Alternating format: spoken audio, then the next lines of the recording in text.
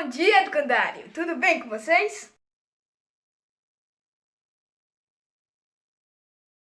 Tudo bem? Olá, galerinha! Tudo bem com vocês? Estou passando aqui para dizer que estou com muita saudade de vocês, tá bom? Mas antes de começarmos, vamos lá? Peguem seus livros, muita atenção, bons estudos. Senta que lá vem a aula. Vamos lá, gente! Então, turma, na aula de hoje, faremos uma revisão dos conteúdos estudados nas últimas aulas, tá certo? No caso de hoje, frações, tá bom? E eu trouxe também para vocês alguns exemplos do uso da fração no dia a dia, como utilizamos essa fração ao longo do dia. Primeiro exemplo: ao dividir uma deliciosa pizza, nós a fracionamos, ou seja, nós a repartimos em pedaços iguais, essa pizza inteira. Isso é fração. Não é só com pizza, tá bom, gente? Mas o ato da gente repartir um bolo inteiro em pedaços iguais, nós estamos o fracionando. E aí também mais um exemplo de como utilizamos a fração no nosso dia a dia.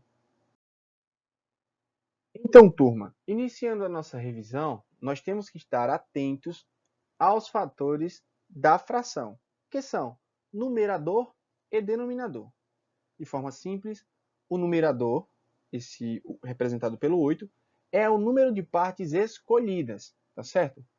Já o denominador é o número de divisões. Como é que eu vou explicar de forma mais simples para vocês?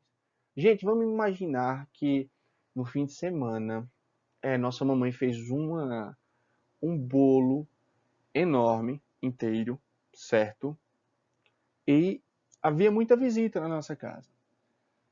E mamãe fez o seguinte: ela partiu esse bolo, ela fracionou esse bolo em 32 pedaços iguais. Tá certo? Então, o 32, esse número de partes iguais em que o inteiro foi cortado, é chamado de denominador. Mas voltando para o bolo, desses 32 pedaços, apenas 8 foram comidos. Tá certo? Então, gente, essa fração ela representa muito bem esse exemplo que eu falei. Vamos imaginar que nossa mamãe fez um bolo enorme e dividiu ele em 32 pedaços, mas apenas 8 foram comidos.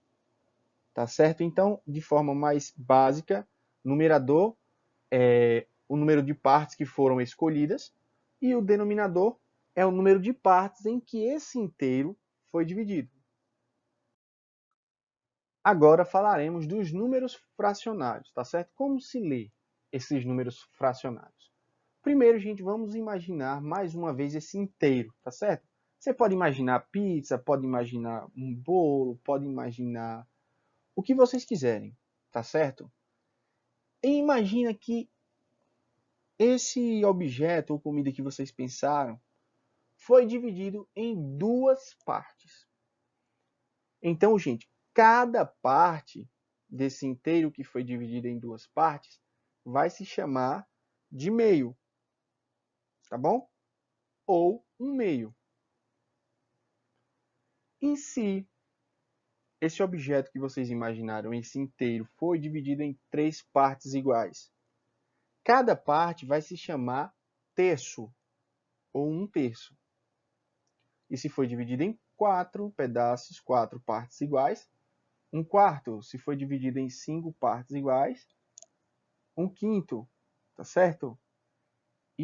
E assim vai por diante. Sexto, sétimo, oitavo, nono. Aí, pessoal, quando chegamos no 10, quando o nosso denominador for 10, tá certo? Que é o número de partes em que o inteiro foi dividido, nós lemos décimo, tá certo? E após o 10, entre o 11 e o 99, número de partes iguais, nós lemos normalmente o número e acrescentamos avos no final. Então, por exemplo, se nós temos um inteiro que foi dividido em 11 pedaços, 11 partes iguais, o nosso denominador vai se chamar 11 avos. E por aí vai. 12 avos, 13 avos, 15 avos, 25 avos, 59 avos, 66 avos, até chegar em 99.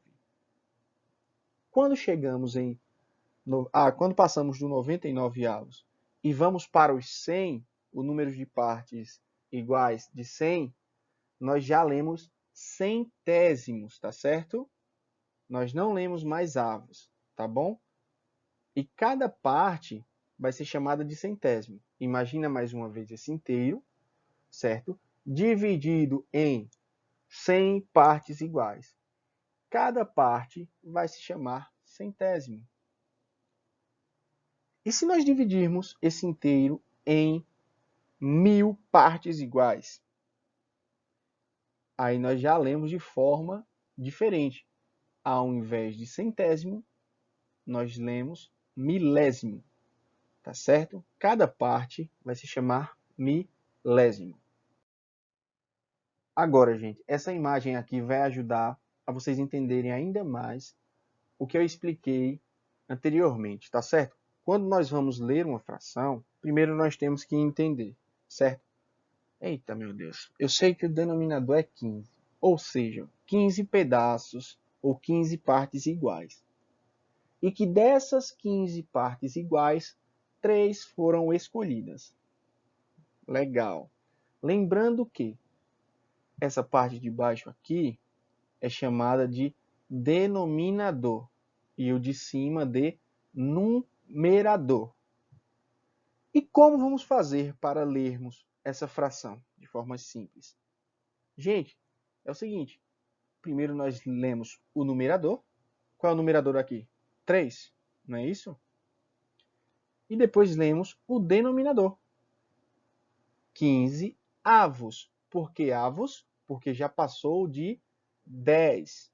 Então, todo denominador que for entre 11 e 99 se chamará avos no final. Tá certo?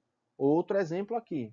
Vamos lá, imaginar um inteiro, uma sobremesa. Eita, mas eu gosto de usar comida como exemplo. É porque eu gosto muito de comida, gente.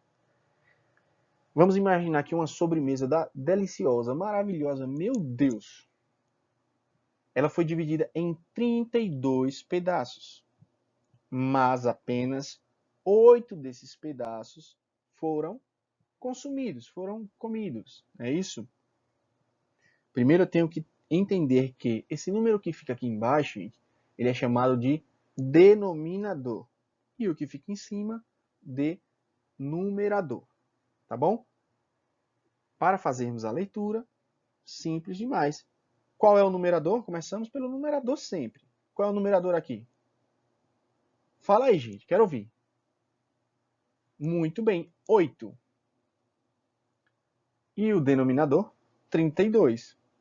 Eu posso falar 32 décimos? Não. 32 milésimos? Também não. Eu tenho que lembrar da regrinha dos avos, que é qualquer denominador que esteja entre 11 e 99 deve se chamar avos no final.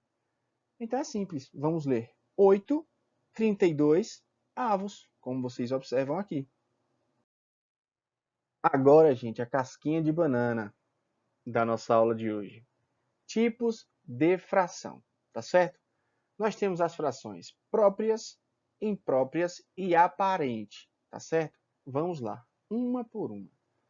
Gente, a fração própria é a que nós vimos até agora, onde o numerador, que é o número de cima, é menor do que o denominador.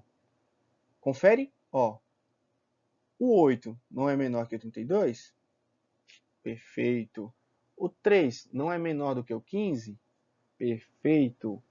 O 9 não é menor que o 10? Perfeito. E se formos lermos essa fração aqui? Nós falaríamos 9/10, 9 milésimos, ou seria 9 décimos? Muito bem, 9 décimos, gente. Então é isso, gente. Resumindo, fração própria é quando o numerador ele é menor, tá bom? Do que o denominador, o que está embaixo. Já na fração imprópria, sempre o numerador, o número de cima, é maior do que o denominador, o que está embaixo. Observem aqui, ó. Nós temos o 8 no numerador e nós temos o 5 no denominador. Entenderam? Mais uma vez, olha, o numerador 12 e o denominador 9.